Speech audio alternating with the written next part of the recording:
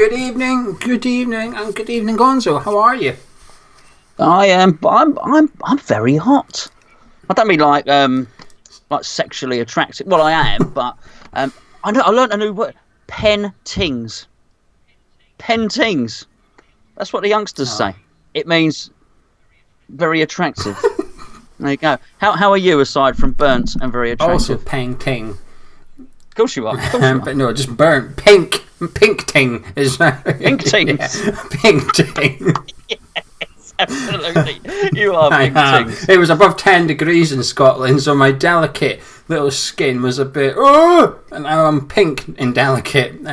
So you are. You're like a salmon been roughly extracted from the water. Scottish salmon. It's the best though, isn't it? It's the best in the business, isn't it? It is. Right, we've got a few topics tonight. It'll be no surprises what some of them are. But before we talk about the opinion pieces, let's do the factual pieces first, which is Ngakia, Zabaleta and Sanchez.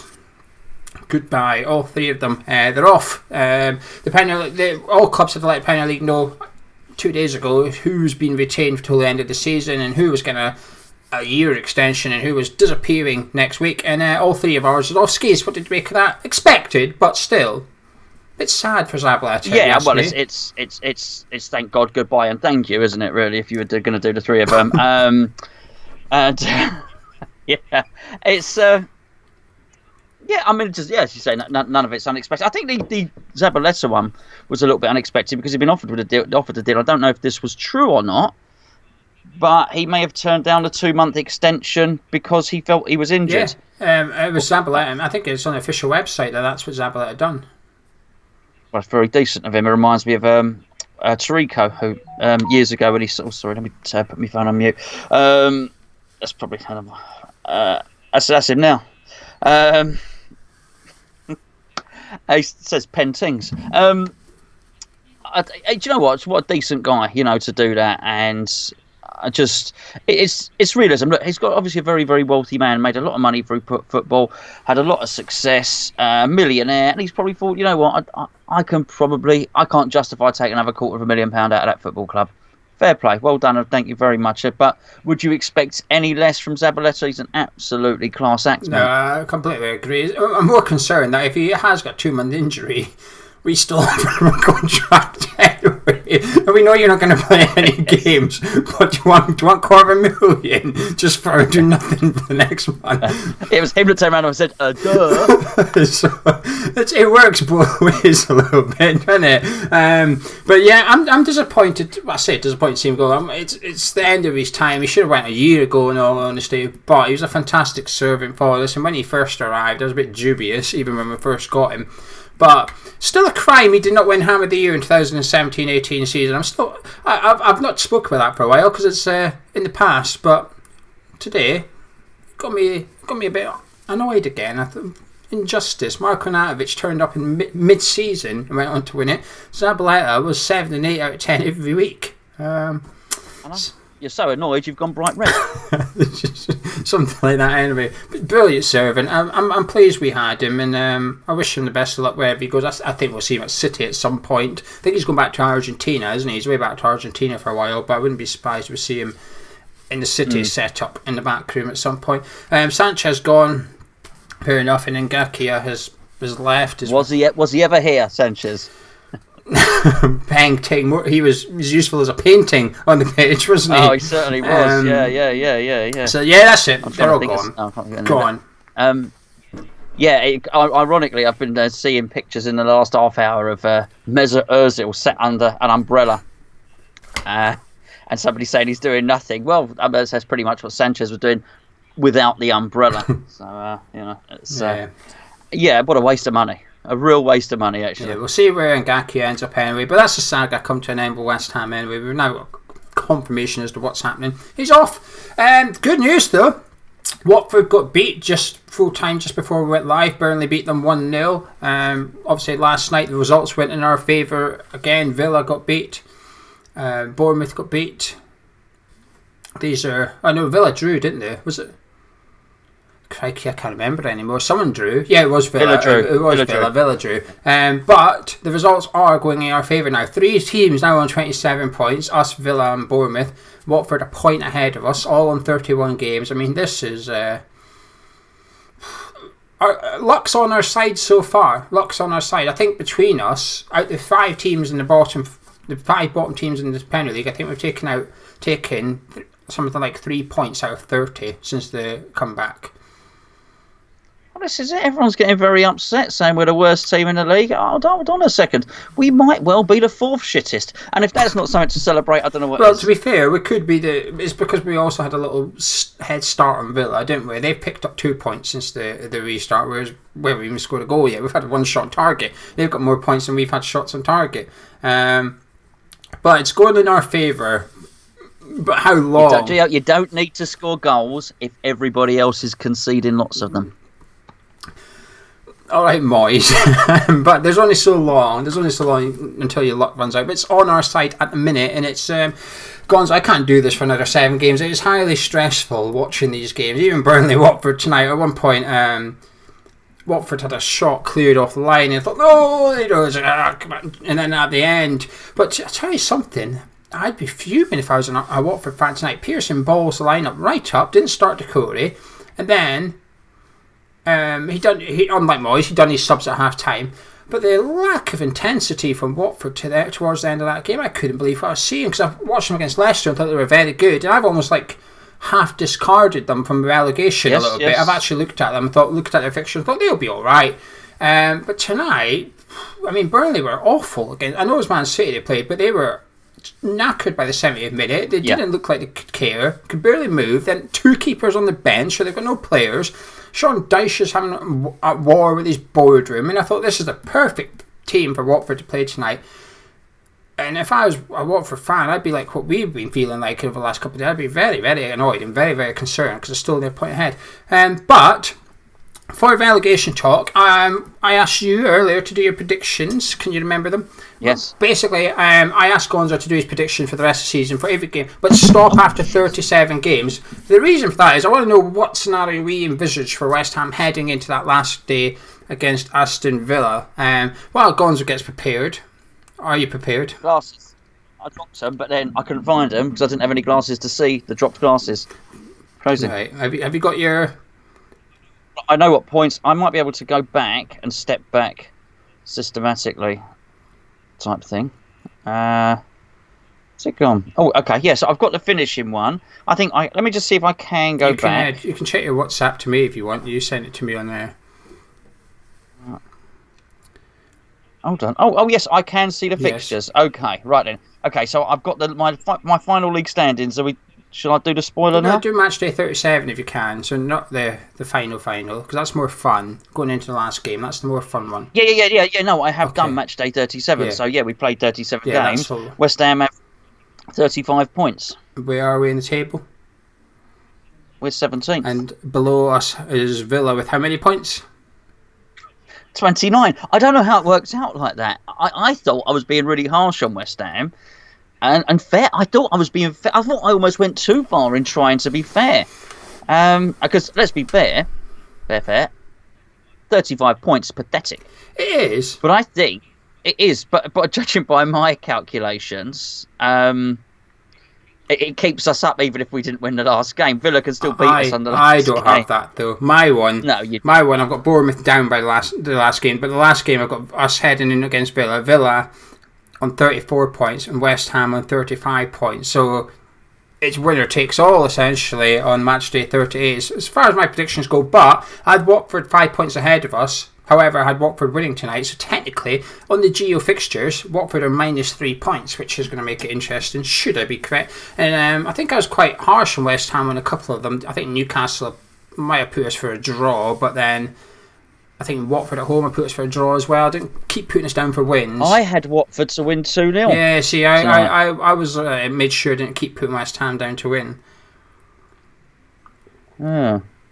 Anyway, how are you feeling about it? How are you feeling about relegation? The threat of it? Because at the end of the review, you said something along the lines of, I still think we'll be all right, kind of thing.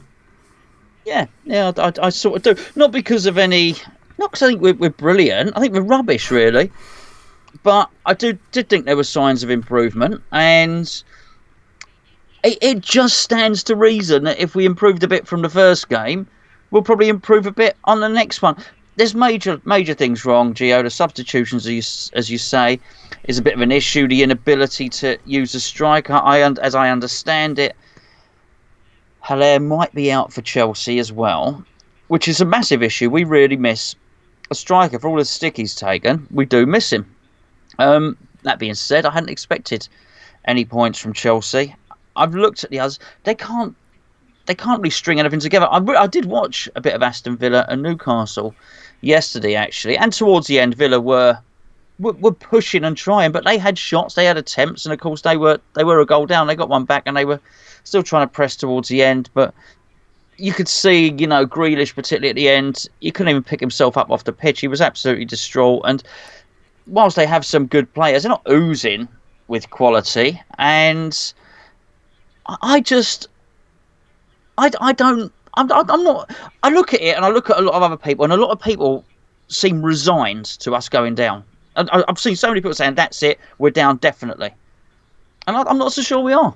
No, I'm on both sides of the fence, really. I was 50-50 before, and I think I still am 50-50, believe it or not, because I didn't really expect us to win against Wolves or Spurs. I'm trying to keep that in sort of context here, because if you said to me before the lockdown, before we resume, where we're going to get the points, I wouldn't have picked out those two games and said, oh, we'll get something there. I wouldn't have done that. So I'm trying to keep that in mind as we go. And if anything, I'm more grateful that the teams around us are also dropping points where I thought they might get something. I didn't think Villa would lose to Newcastle, and while I was correct, they didn't win either. And these are big opportunities for Villa to get out of it, really. At the same time, I watched Newcastle and I thought, well, we're going to go there, and I didn't see that much from Newcastle. It made me think, oh no, we're in trouble for this one. I looked at that thinking we can go there and get something, because that could be the first game. That could be our biggest game of the season, essentially, because let's discard the Chelsea one. Although saying that, they're playing tonight, then they play at the weekend before they play us, so they've got a lot of fixtures, and it's a perfect opportunity for West Ham to play Chelsea. This is probably one fixture that's got easier for us after the lockdown. It's possibly the only one, because of how much their fixture congestion is incredible. That's why Villa are struggling. They've had 3 games in a week since coming back. It's unfair on them. I don't think it is fair on Villa to do that, and you can see it's taking its toll. Jack Grealish has lost his head almost against Newcastle. He looked like he wanted to batter everybody, including his own teammates. He's just... It's a lot of pressure for a young guy that's captain of a football club down there, and I think you can see it getting to him on the pitch visibly. He's always been a bit of a moaner and ground puncher when he gets fouled and stuff, but he looks like he's going to turn into a people puncher as well anytime soon. So that's good. But I do think there's positives within West Ham's play. That's my video tomorrow. I've done a video for tomorrow, and it is a positive video, actually. But at the same time, the manager just concerns me dearly, because he's just not helping the situation at all. I knew they would never sack him, but I was in two minds if I wanted him gone or not, to be honest with you. I would have sacked him if I was the board. If I would have said to David Moyes on Tuesday night, that's it, out. We've got a week to probably give to Kevin Nolan with a promise that if you keep us up, you become the permanent manager of West Ham. You're Premier League manager next season. Because I just feel like we'd have to twist, all this. We've seen all the stats the last few days. Don't need to repeat them about how he's the worst manager in the history of West Ham United and whatnot. And it doesn't bode well. It just can't be good. And as a player, I just don't find him. I just struggle to see how a manager like that, not necessarily inspiring, but someone that's costing you games, can also, how you can't blame him as a footballer a little bit. Whereas you look at Dean Smith, I think as a Villa player, you'd look at your manager and think he's doing everything he can here. He's not necessarily doing anything wrong, Dean Smith. He's just not got the quality. Samatta missed a glorious chance at 0-0 for Villa. That's not the manager's fault. He's put the right players in the right positions and so on and so forth. He went more attacking against Villa. He took Grealish out the left wing role and gave him a free role, essentially. So he's doing the right stuff, whereas our manager isn't really. So do you still have faith in Moyes keeping us up, or is your faith more based around the fact that other clubs are just that bad? Mainly that. But also, I do think we have good players. I do think you can't discount quite how good Declan Rice is, and not just in his play, in his drive, and his leadership. And we do have somebody there that can really help to push us forwards. We've got good players in the squad. Do I have a massive amount of faith in David Moyes? No, I don't. But I also can't believe that somebody who's that experienced in football can be that pig-headed that he will keep on repeating the same mistakes with so much on the line. And I do think he's got to realise that this is his last ever chance in football. And you just can't keep. Well, it's a definition of madness, isn't it? As the old saying goes, of repeating the same experiment and expecting different results. He's got to know. He's got to be looking at that, thinking, I'm going to switch it up. Now, don't get me wrong. I'm not sure that will come against Chelsea, because I still believe what I said, that he will be looking at that, thinking that worked really well. I don't think there's a lot. It wouldn't take many tweaks to get it right. But he's going to have to stop this fascination of Fornals out of position, basically. That needs to stop. He needs to get him in the middle. He needs to take Mark Noble out of the equation for the next game or two. That just has to happen. And he has to give us a fighting chance and change things up tactically. He's going to need Sebastian Haller back.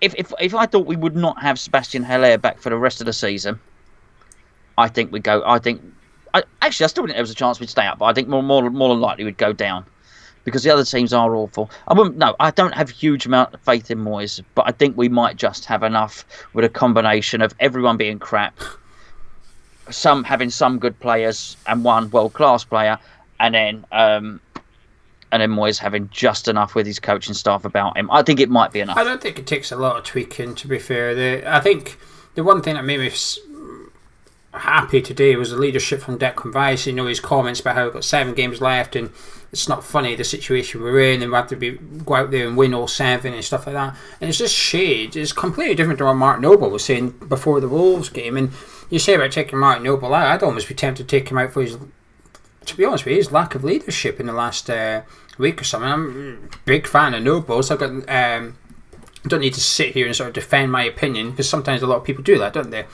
They defend their opinion before they give their opinion, to say, whoa, don't have a go at me for saying this, but here we go. But with Noble, what you said last week about how we're going to lose games, it's true, but it's not what you want to hear. It's not very inspiring at all. And if you've got this defeatist expectation, you're probably going to get beat. Aim low, you're going to achieve low. But Declan Rice is coming out the complete opposite, saying, no, we need to go into all 7 games, trying to win all 7 games. This is serious, we're in a relegation battle. And I almost want to see Declan start against Chelsea as captain, Mark Noble not in the team, get Declan in there. And if it works, I would say to Mark, sorry, you're staying out of the team now, because that's the guy that's going to be dragging us out of the bottom 3.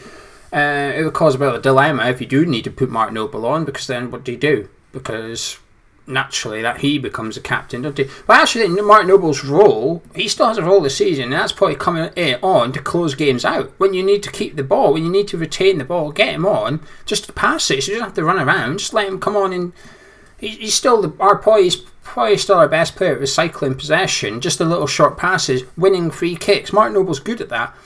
So keep him for the last 20 minutes or something, where his fitness isn't going to be an issue, and he comes on, and only when we're winning, obviously. If we're not winning, then don't take him on. But if we are winning, get him on the park and start keeping the ball. Bring a bit of dark arts in, if you like. Because he was against Spurs, he was the only one that committed one of those cynical fouls that you get a booking for, but you bring the guy down the halfway line, you let your team get back. No one else done it. If someone done it, we would have got beat 1-0 instead of 2-0. But goal difference is going to play a big part in it. It's that tight down there. I can't remember how long ago I said to you, I think someone's going to go down on goal difference this season. It's not going to be far off, I'll tell you that. I didn't see it at all. Well, I've got you. Look, that's we're going to need to score goals, and let's hope. I hope Moyes isn't looking at goal difference too much. So I do think it implements his tactics, and as you've mentioned before, him coming away from Wolves thinking, nice result, 2-0. As far as Marks, I've got a lot of sympathy for Noble, because he is a West Ham legend in as much as he's played lots of games for us, but he hasn't played for us over a good period for the club, which is why he's played so many games. You think of the other people that are mentioned in the same category as him, and you are looking at Brooking, you're looking at Bonds and people like that, people that really Noble's got no right to be mentioned alongside. But it's loyalty, that's what we're praising, and he has been, really, really loyal, and he's stuck with West Ham. So him talking about losing games, well, that's what he knows. He is, he's played for West Ham under the Icelandics, which was an absolute shower, and he's been with this mob for 10 years, which is an absolute... Let's be perfectly honest, they're not very good, the current owners, at running a football club.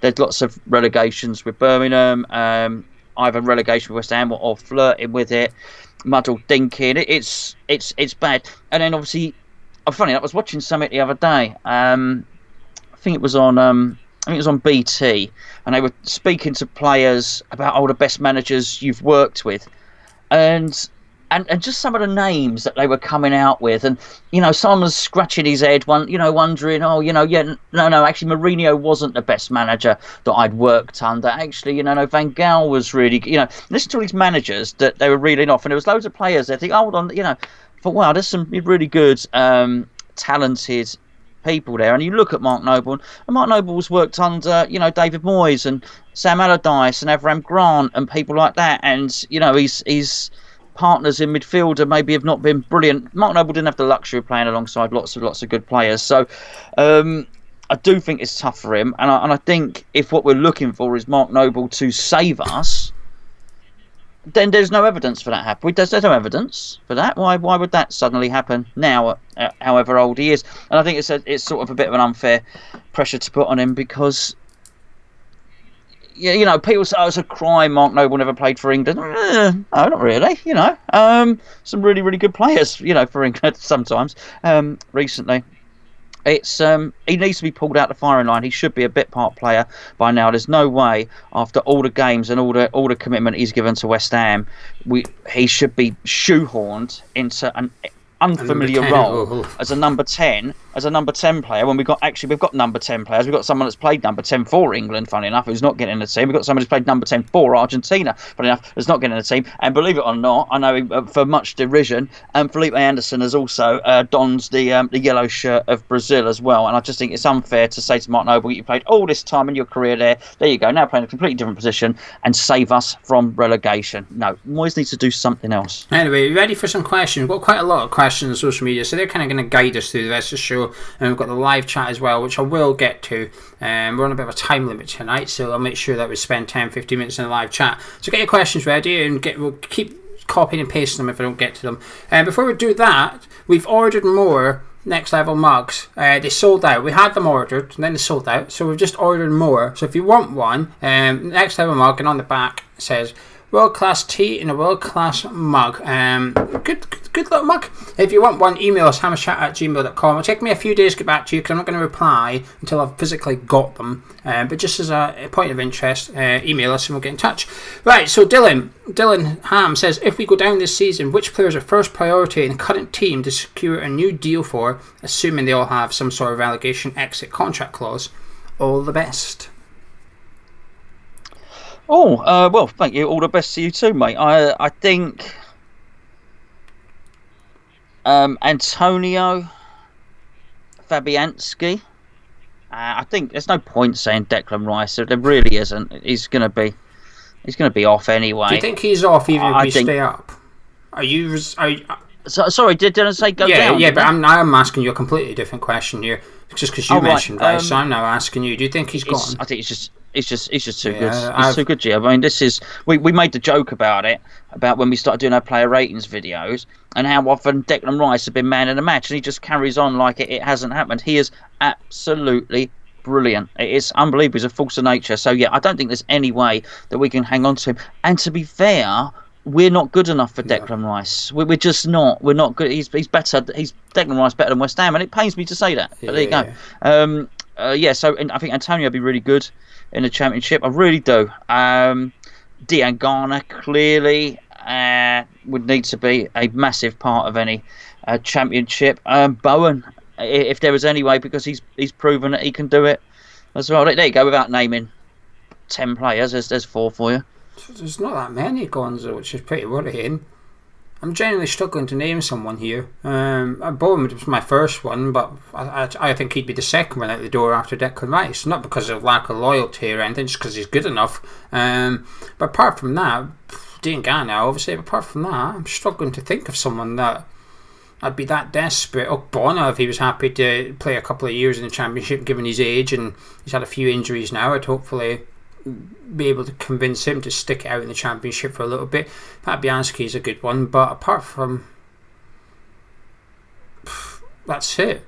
We don't even have players I'd be that desperate to keep, to be honest with you. So yeah, them two. Phil, would you rather A, sack Moyes and survive, but Gold, Sullivan and Brady stay, or B, get relegated and Moyes and Gold and Sullivan and Brady leave? If I knew who was coming in as a replacement, I'd take the relegation, because I just don't think things will drastic. Again, I said there's no evidence of Mark Noble coming in as a number 10 and saving it. There's no evidence. You got to have no evidence to say that. Oh, actually, do you know what? Gold and Sullivan, do you know what? They're really going to nail it in their 12th year. That's the year they always get it right. No, I mean, they just haven't. There's no evidence to suggest it's going to get better. They are. I don't want to be rude. There's no need to be rude. They're just not very good at it. There's many things that all of us are not very good at. Unfortunately for them, they're not very good at running a football club. And unfortunately for us, actually, I should say. So if I knew who was coming in, I would take that, because I think the club probably can't truly move forward until we've got some new direction. I don't know. It's a difficult one, really. Until, like you say, it depends who comes in. If you're going to get Sullivan in Gold, then there's not much point, really. But at the same time, you're going to get someone that's going to come in that's going to strip the club back and get it going again. A bit like what Southampton have sort of done this season a little bit over the lockdown break. It's interesting, actually. I was reading about earlier, over lockdown, Southampton, what they've done now is they've completely stripped everything down to the bare bones a little bit and started building back up. So they've redone their whole training programme from kids all the way through to the senior team, and Hassan Hootel is the one that's overseeing everything. They've given him a 6-year deal, and he's in charge. Even like the under-11s training, Hassan Hootel is setting the training regime, because he buys into the project. He's there for a project. He said, right, let's do. If I'm going to do this, if I'm going to sign for 6 years, I want a 6-year plan, essentially. So that's what he's done. He's gone and stripped it back. We can't even get a 6-month plan together. It's just embarrassing how far behind we are. And when we do try and get a 6-year plan together, we get 1 year in and either start underfunding it or piss ourselves, and it just goes all pear-shaped. So it's just some sort of projects. It's almost like a hot word in football these days, isn't it? It's a bit of a buzzword, but I would like to see some sort of plan in action, a little bit of a goal. I was thinking of that last night, actually. I was thinking of that philosophy. And it was Liverpool were on the telly last night. Did you see that right back? Nico Williams, yeah. Neco Williams, yes. Where has this kid? He's supposed to be. He's supposed to, believe it or not, he's supposed to be just as good as Alexander Arnold. I mean, he was amazing. I mean, what? I didn't think they had one, and it made me laugh. Because they were saying, "Oh yeah, they'll be taking a Gakia." Oh, they won't, right? Did you see him? And then that little lippy kid came Harvey Elliott. On the left wing, Elliott, starts lobbing it over people's heads. He's a little chav. He's the chavvy little one. Yes, he's a little booker, him. That's great. Well, he looks. He's been up to all sorts off the park already. He's already been causing problems or whatever. 16, 17 years old. He's got a touch of the Jack Grealish about him. Yeah, well, Real Madrid were supposedly looking at him as well. They were trying to get him already, but he's supposed to be a bit of a bad boy off the park. Oh well, he don't care. Arrogance. I'll flick that ball. I don't care. Acts like a peng. He acts like a peng ting. If you get what I'm saying. Yeah, he acts like one of them. Yeah, absolutely. Well, he was flicking it over people's heads and all sorts. And I know they brought him in from Fulham, and I just looked at it, and there he was with his throwing coach there and giving out instructions. Funny enough, every time they had a throw in, and I just looked at it. He's just put his stamp on it. And then I read the thing afterwards for Henry's site. This is Anfield, and it was going on about he's, as a coined a phrase, he's heavy metal football and what he's implemented. And you saying that about David Hasselhoff at Southampton, it's just more of the same, isn't it? There's a lot to admire in that, in imprinting, embedding a philosophy down and sticking to it. Because eventually your kids will come through playing your way, your style. So like when Ngaki come through, Pellegrini's, Moyes is obviously like, right, this is how we play, this is what we do. Because we know Dimitri at the under-23 is playing pretty good football.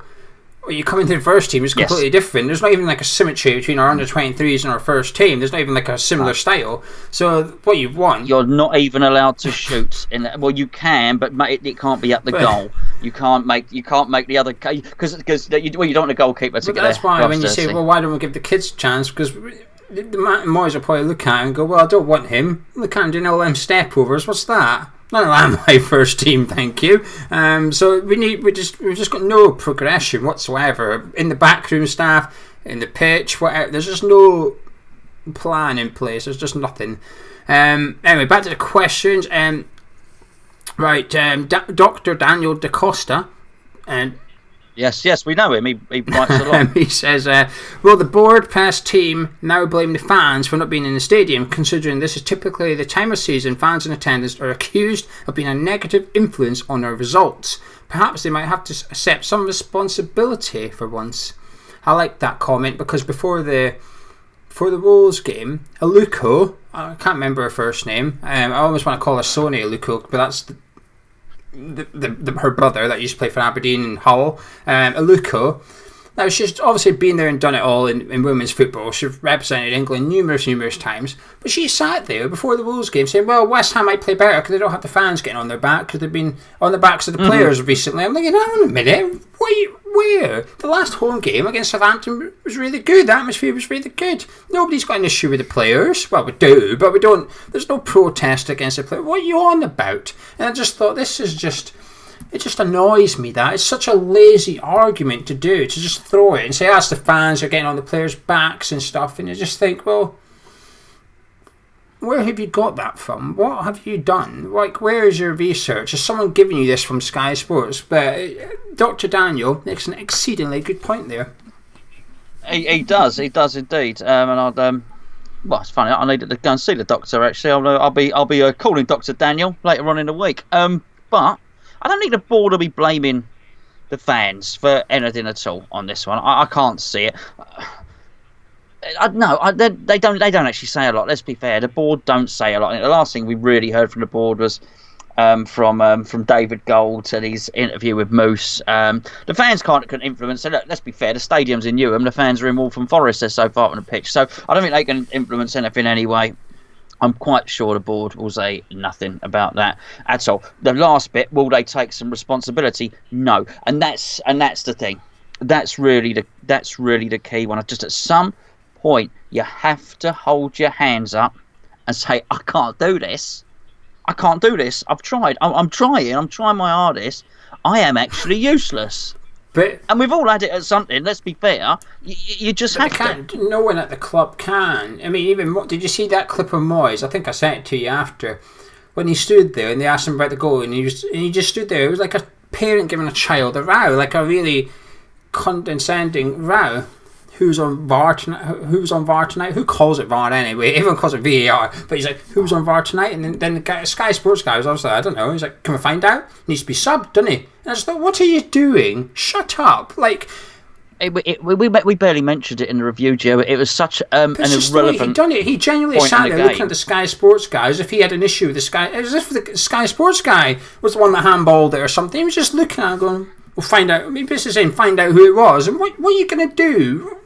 I just thought it was funny the way he says, well, he needs to be subbed. I thought, coming from you. The guy who's done 2 subs all game is now recommending an official sub. VAR official. Plus, I don't trust anyone that calls it VAR. Who calls it VAR? But he doesn't take responsibility. Sullivan and Gold won't take responsibility. They'll blame Pellegrini. Pellegrini will get the blame for all this because they can't blame Moyes. Because if they blame Moyes, they've got to sack Moyes, haven't they? You can't say it's his fault, but we're going to keep him anyway. You can't do that. You can't blame yourselves. The only people the board can blame is Huselos and Pellegrini. They're very much going to get their blame for it.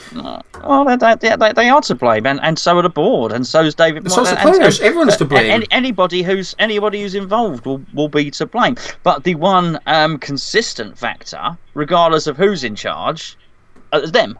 Yeah. Over numerous managers. Issue, so yes, Pellegrini will take some blame. While Pellegrini has to take the blame, the big problem here is how they replaced him. And that he was allowed to employ the director of football after Sullivan came and gave us the big old spiel, whatever it was, after the Burnley game, before I think it was at a Watford game.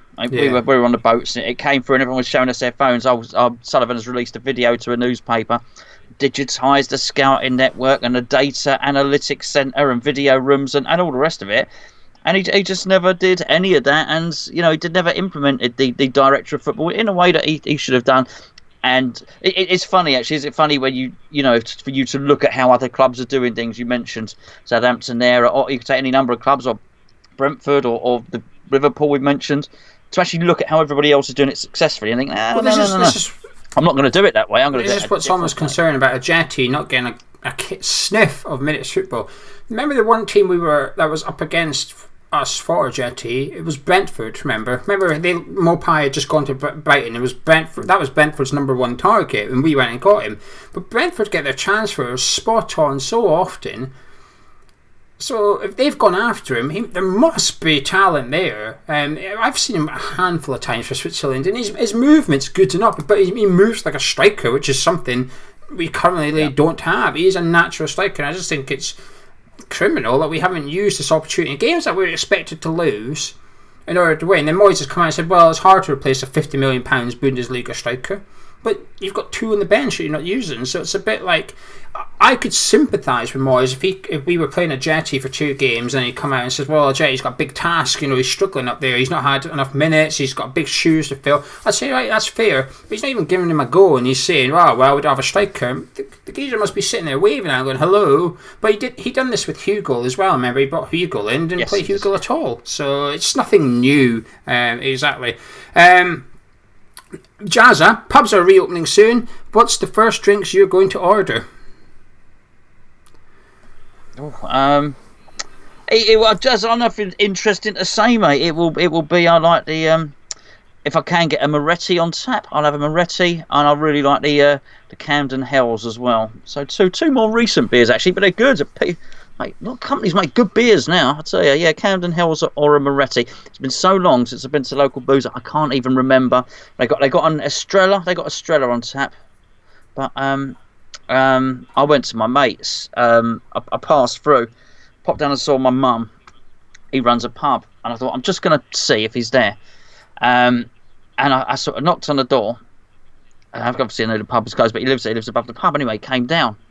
And he said, "Oh, mate," he said, "how you doing?" I said, "Yeah, I'm all right. He said, I said, what are you doing? He said, "Well, obviously we're closed." He said, "Funny, I've just heard back from the brewery." He said, "I've got to get rid of 600 pints." I said, "What, did I tell you this? Did I tell you? I've got to get rid of 600 pints." And he basically, but they all had to go through, basically he needed to hand the barrels back, but the insurance had written them off. And he said, "We'll just get the tables out in the beer garden. Look, big social distance."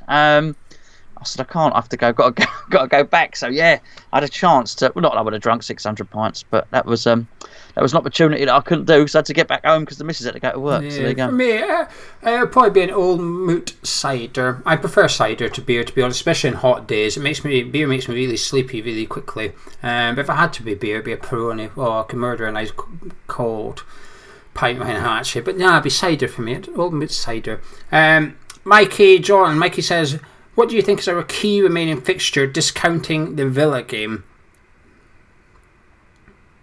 And he goes on to say that he thinks it'll be the Newcastle game, as we'll have to start winning, and we won't against Lampard's team. And I have to say, I completely agree with him. I think Newcastle will be the... If we get a win from that, that's it. We're going into Burnley, we're going into Norwich, tails are up, here we go. If we get beat from that, the others are going to smell blood. I'll tell you what I noticed though, Norwich have practically gave up. The other night, 2 nights ago, rested their players. They've got the FA Cup this weekend. They rested Cantwell, Pukki, Buendia, and Tribal, they're 4 main players. The rest of them for the FA Cup, they've given up. They've given up with that league. So hopefully they win at the weekend. Yeah, hopefully they win the cup. Yeah, hopefully absolutely. They win in the quarter-final, so that they've got a semi-final ahead. So when they come to play us, it's almost like, the league's done. We've got the FA Cup coming up. So I genuinely think they've just given up on the league, and I don't really blame them, to be honest with you. Yeah, I think. Well, if there's any, but I don't think we've been that impacted. I don't think we're that impacted by the loss of a home crowd. Let's be fair, we're not particularly loud. Anyway, you can point to a handful of games where we've been loud at London Stadium. Newcastle are loud, however. I think they will really miss home advantage. That probably does seem very, very weird for them to be there with it not being raucous. I've put us down in the predictor for a point at Newcastle. And I'll take a point, by the way. I can't look past Burnley. I've got to say they've been such a bogey team for us recently. I think we really need to nail those points down, because it may, as ridiculous as it sounds, actually beating Burnley, beating Villa, and beating Norwich may well be enough. It may be. It may be enough to keep us up. It's too scary to let it go to the last game like that. It scares me too much. I think out of the Burnley Newcastle game, I think we need 4 points out of those 2 games. I think we need 4. If we get 4, I'll be quite optimistic. It depends really, because we could play Watford. I was saying to Steph earlier. We play Watford at the end of the season. It might have been a good thing if Watford won tonight. So by the time we play them, they're safe. That they've just thought, oh, we've done it now. That's it. Sorted, happy days. And then we hit them, boom, because that's our 3rd last game, isn't it? So there's a possibility they would have been all right by then had they won tonight. But the defeat's obviously good for them, because it keeps them in there, so it's good for us. Just a thank you to Petito100, who donated us $5, and he says, stop calling it a relegation battle. Think of it as a relook. Who did? Who called it a relegation battle? I might have it in. I think I put in the title actually. I think fair enough. Relegation battle is alive or something like that. It says, think of it as a relocation battle. You will still have a house. It will just be in another neighbourhood. It's a bit like the Billy Bond stand at the London Stadium. It's still part of the grounds, just in a different neighbourhood. Right, here we go. Gary David says, other than Big Sam, who would you get in? Obviously, this is assuming if Moyes was to get sacked right now, who would you go for? I've been seeing this the last few days. Let's get everything absolutely right. The ball approached lots of different candidates, and they couldn't get any of them. They approached Allardyce. Allardyce would not come. Okay? Allardyce was their first choice. They were basically down to 2. Only 2 would agree to come. As Chris Hughton or David Moyes. So if you can't have David Moyes, then you're getting Chris Hughton. It really is as simple as that. People don't want to come. I can't really say any more. So anything else, the only person I think we might have had a chance of getting would have been Neil Warnock, but he's just gone to Middlesbrough anyway. So it's Harry Redknapp. He's the one I would go for, just for a pure wild card risk. He would do it. Harry would do it if he's. It depends. I think there's a lot of him's quite happy at the moment since he did the jungle. He's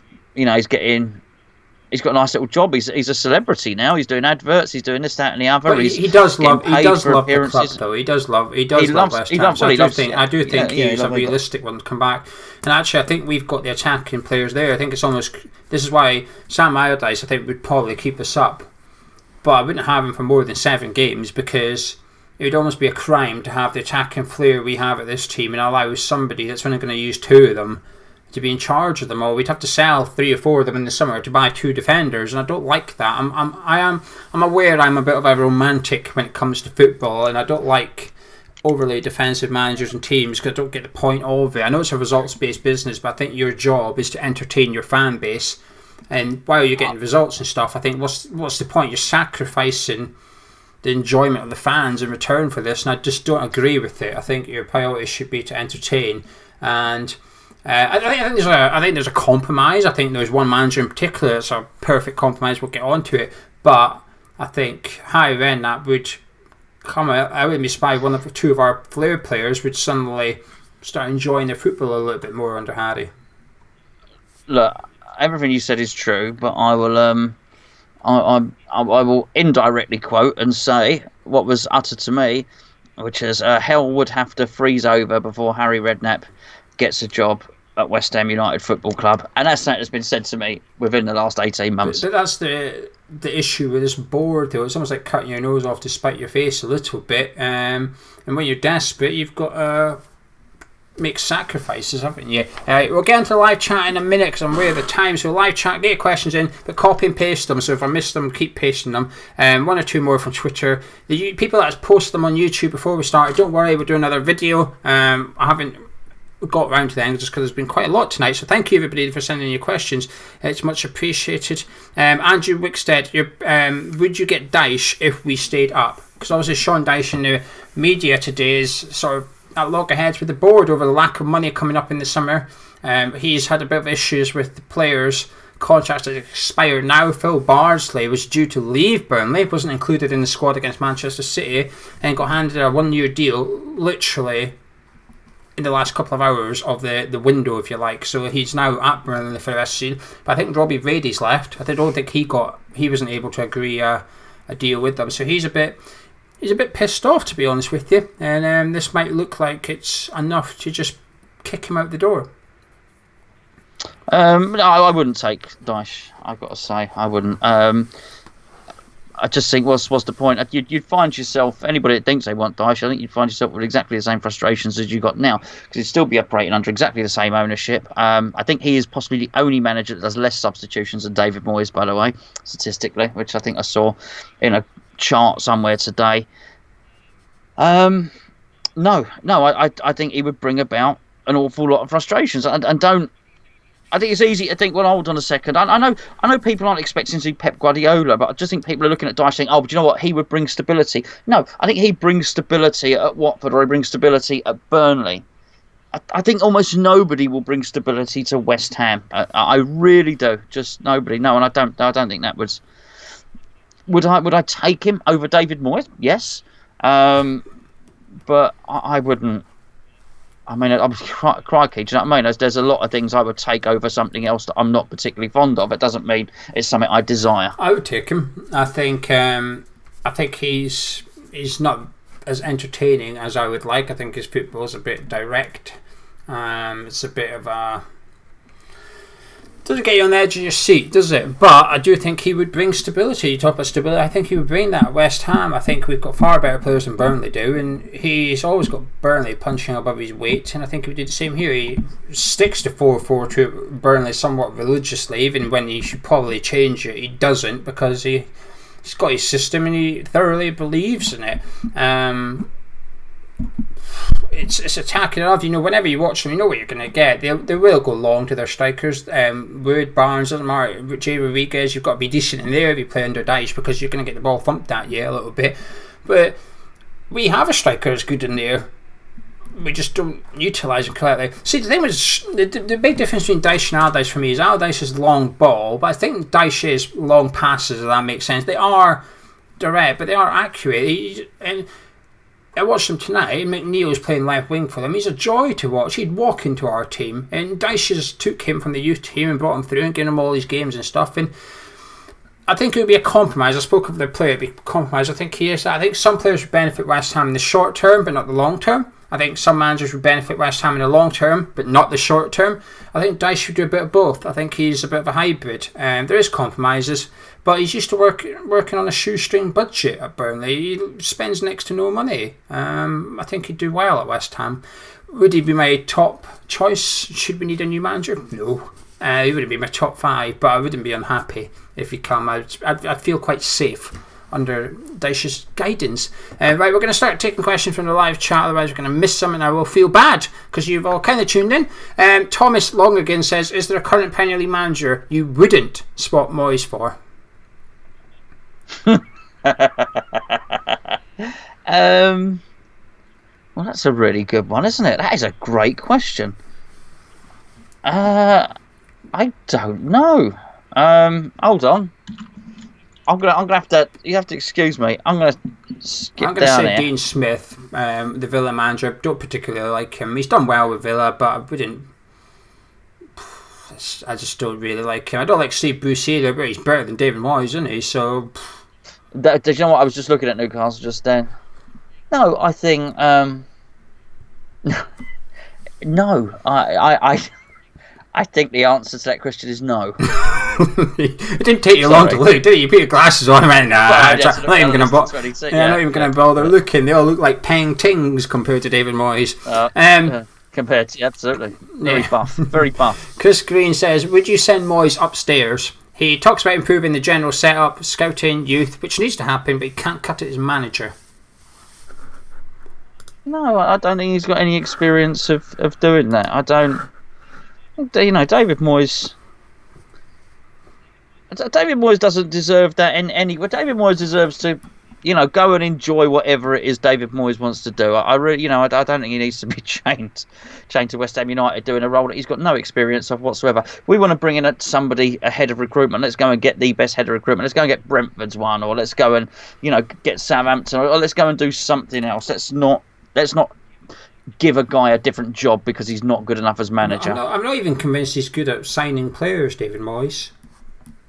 I'm not like, he got Bowen and he's been playing him out of position for half the time he's been here so far. So this is the guy that allegedly turned down James Maddison, Dundonker. These are players of supreme talent in his face, and he's looking at them going, nah. It's come out today. Did you see that Spanish journalist? Name the Spanish media guy. Guillem Balaguer. Did you see what he was saying about Moyes? Thiago, years ago, wanted to come to the Premier League. The centre half. Centre midfielder. Plays in midfield. Oh, Alcantara, the one that was in plays at Bayern Munich. So he wanted to come to the Premier League. So he asked his agent, who's Pep Guardiola's brother, and said, can you get me to Man United, please? So he contacted Man United and said, Thiago, he's 20 million euros, wants to come to Man U. Moyes said no. So Bayern Munich come in for him, so he went to Bayern Munich, and apparently, literally, before he signed the contract, he said, could you just try Man United one more time? I really want to go to Man United. Again, Moyes said no. So he signed for Bayern Munich. Well, the thing is with Moyes is, I heard another story as well, that when he got the Man United job and he was going back to, he'd spoken to he said to Bill Kenwright, I want to, but apparently when the person who was letting who was putting it through, Bill Kenwright said Moyes has been in touch. He's preparing a £30 million bid. Apparently, it was quite vague, and they were basically getting ready for Ross Barkley to go to get Man United. And he said, no, it's not Ross. It's Fellaini. What? Unsurprising. He's got the type of, those. He's got his players, isn't he? That's what he does. I don't mind a philosophy. This is my problem with Allardyce. Allardyce had this philosophy. I thought, mate, you're not even any good at it. Do you know what I mean? You remember Allardyce saying, you won't get me ever. We'll never be a position where West Ham need to score more than 3 goals to win a game. Basically, he was saying, my teams don't let in 3 goals. Oh, really? He went on a horrendous run, which, funny enough, has only been beaten by Moyes.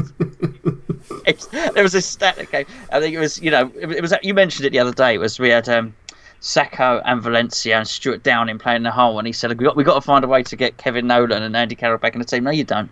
No, we got to find a way to get Kevin Nolan and Andy Carroll back in the team. We did, and we almost went down, having been in Champions League places. And it was our worst. It was a silly stat, but it showed how bad it was. I think it was our 5th worst run for 108 years, right, or something like that. The stat was a bit tenuous, but it was pretty damn poor. I thought, no, you're not. Whatever you think you are good at, you're not good at it. And sort of look at David Moyes and think that's the whole tall, slow player thing is really not as effective as you think it might be. Quite. Gary Page, will you renew your season ticket and give the board your money if we go down? It might be too much for him if we go down with this lot.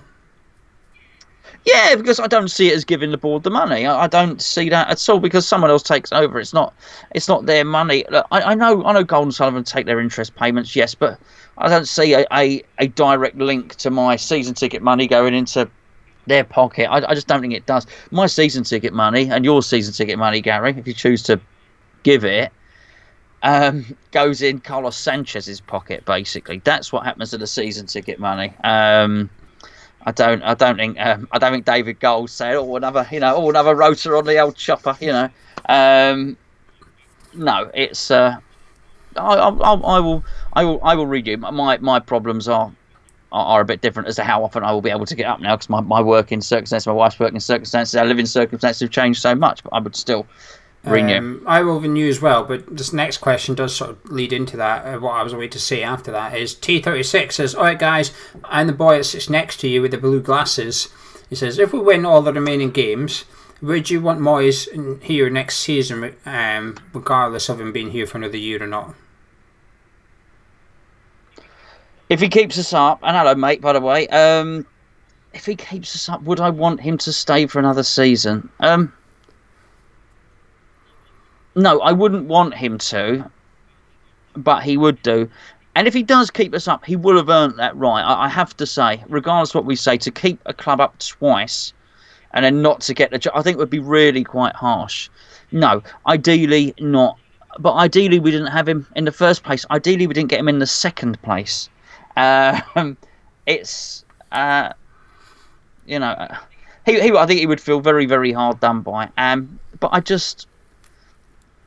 No. I mean, would I want something else to happen? I would really. I'd like to think there's some happy medium of treating him well if he keeps us up, and well, you should treat everybody well anyway. But of treating him well, but still releasing him, if you know what I mean, and thanking him if someone saves you twice.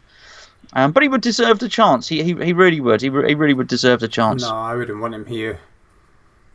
If we stay up, I don't want him. Will he deserve it? Probably, but I don't think it's as clear cut as you've kept this up, you get to keep the job, because at the minute, if we do stay up, it looks like we're staying up because there's 3 really crap teams, and I don't think that's a reason to justify keeping a manager. It's almost like, if the reason we stay up because of 3 crap teams, it means we've got off with it, essentially. It means that we've been very lucky that one of the teams haven't hit form and stuff. The live chat now are saying, well, there's a lot of them, I've got it on but I missed it, they're saying that David Moyes is at the Chelsea game, he's in Stamford Bridge watching this game, who are currently leading 1-0 at home to Manchester City.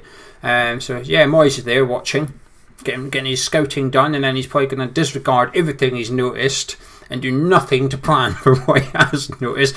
I don't get that. If you're going to do the same thing, what's the point in even scouting other teams? I don't know, because if you're not going to change what you do. Kevin De Bruyne just scored a banger of a free kick. Anyway, 1-1. So he'll be noting down, need a really good free kick taker like Kevin De Bruyne.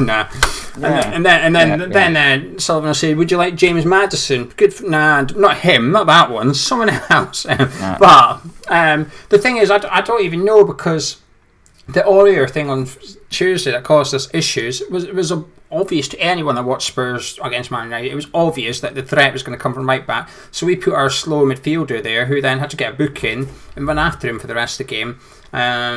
He's part of my video tomorrow, actually. Pablo Fornals playing left wing back is part of my video. Despite it being a positive video, it's not something I could ignore, because it's really irked me, actually. But in regards to the question about Moyes next season, no, I'd get rid of him, because it's funny, actually. It's something Tony left a comment on one of our videos, and he said something like, if we go down and sack Moyes, I will renew. If we stay up and keep Moyes, I'll probably renew. If we go down and keep Moyes, I probably won't renew. And he's not the first person or the last person I've seen say that. People don't mind the Championship, but it's almost like, if that's the manager in the Championship, and it's almost like a symbol of what you... That's a really good point, what you stand for as a football club as well. This guy's come in, failed, but you're going to keep him anyway. So what's the ambition? Was that our Tony made that point? Yeah. He just said the 3 things. Well, if we stay up with Moyes, we'll have a new. Yes. If we go down and sack Moyes, we'll have a new. Yes. If we go down and keep Moyes, we'll have a new. Probably not. That will be enough to push me. He doesn't normally speak that much sense. But that's why I've noted it, and he left it about 2 weeks ago, and it's still in my head, because I thought it was a really good...